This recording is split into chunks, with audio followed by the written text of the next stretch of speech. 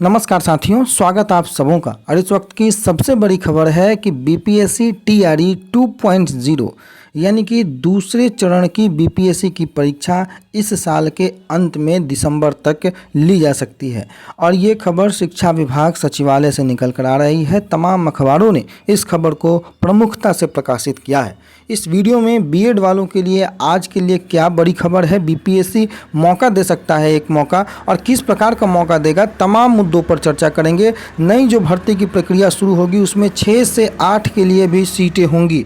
यह बात जो बीपीएससी टीआरई जो अभी वर्तमान में 2023 के महीने में, अगस्त के महीने में जो है होने वाली है 2023 के वर्ष में, उसमें 6 से 8 के लिए पद का कोई व्याख्या नहीं किया गया। अभ्यर्थी बहुत निराश थे। लेकिन जो दूसरे चरण की बीपीएससी टीआरई की परीक्षा होने वाली है, लगभग 1.5 लाख पदों पर वो भी बहाली होगी, और जिसमें 6 से 8 के लिए 32,000 पदों की भी आपको विज्ञप्ति आएगी।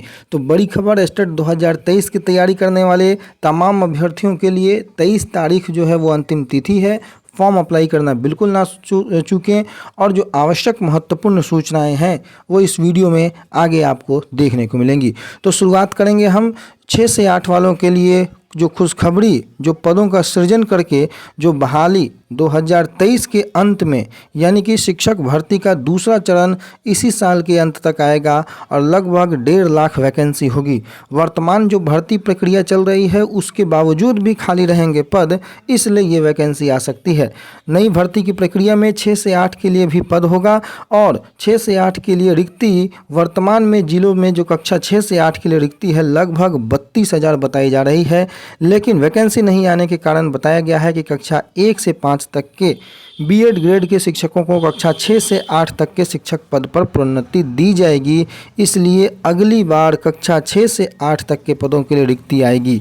वर्तमान शिक्षक भर्ती प्रक्रिया की रिक्ति में कक्षा 6 से 8 की बात करें तो लगभग 1900 पदों के लिए ही रिक्ति आती, इसलिए इसे होल्ड कर अगली रिक्ति में शामिल कराया जाएगा, क्योंकि मात्र 1900 पदों पर रिक्ति निकालना बेहद निराशाजनक थी। ऐसे भर्ती की प्रक्रिया जो हो रही है उसकी किस प्रकार से तैयारी है पहले समझिएगा।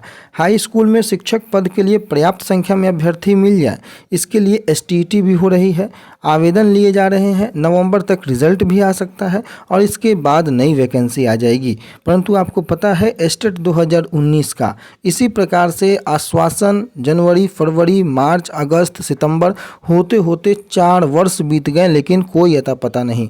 जितनी आसानी से अखबार वाले कह देते हैं कि सितंबर और अक्टूबर में रिजल्ट भी आ जाएगा, अभी तो परीक्षा का कोई अता पता नहीं है। परीक्षा के बाद पेपर आउट होगा, पेपर आउट के बाद रिजल्ट पर जो है वो माननीय पटना उच्च न्यायालय में केस चलेगा। तमाम मुद्दों पर जो है बिहार में जो बहाली आती है उसका एक चरण जो है माननीय न्यायालय में वर्षों वर्षों तक चलता है।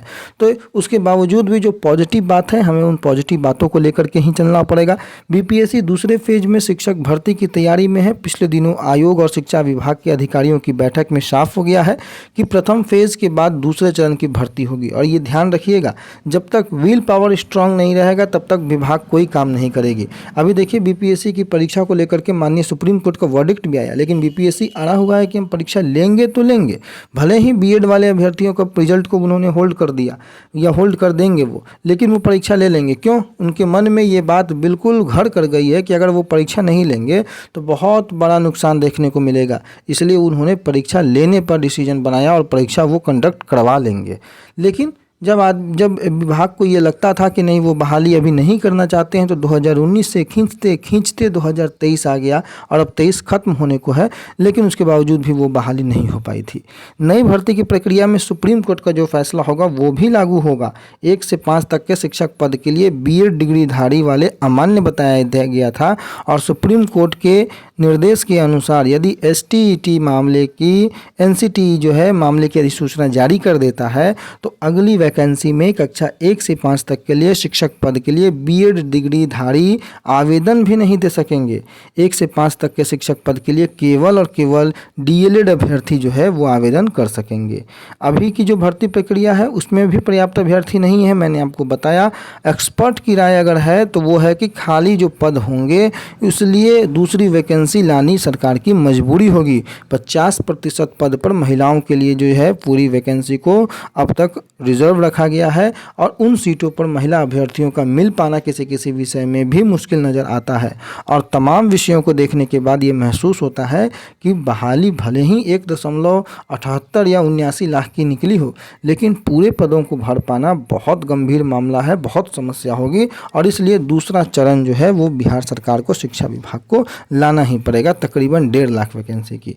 और दूसरा चरण के पीछे आपको पता है विधानसभा और लोकसभा दोनों के चुनाव हैं। तो एक बहाली लोकसभा के चुनाव के समय, दूसरी बहाली विधानसभा के चुनाव के समय। एक बहाली से लोकसभा को तीर निशाने में लगाया जाएगा और दूसरी बहाली से जो है विधानसभा का जो है वो मछली की आंख पर निशाना साधा जाएगा। बाकी आप सब समझदार हैं मैं क्या कहना चाहता हूं।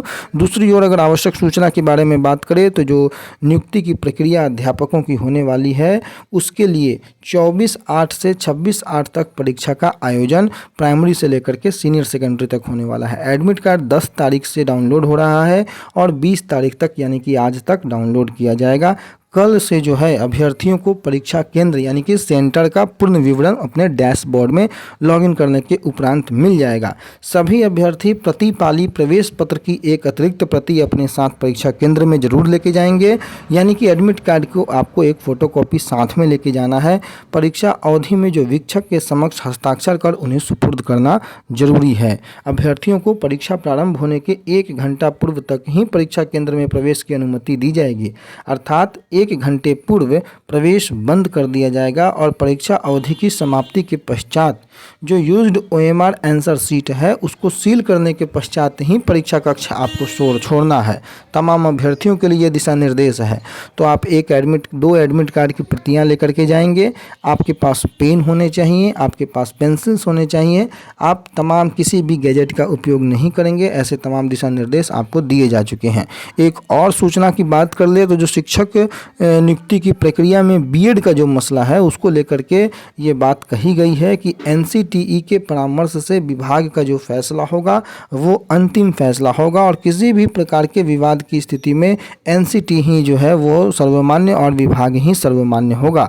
अब जो परीक्षा हो रही है सभी अभ्यर्थियों की पात्रता की जांच जो होगी डॉक्यूमेंट वेरिफिकेशन के माध्यम से की जाएगी और अतः सीटेट या बीएड अपीयरिंग अभ्यर्थियों का परीक्षा फल डॉक्यूमेंट वेरिफिकेशन की तिथि तक अवश्य प्राप्त हो जाना चाहिए, अन्यथा उन्हें इस अभाव में अयोग्य माना जाएगा।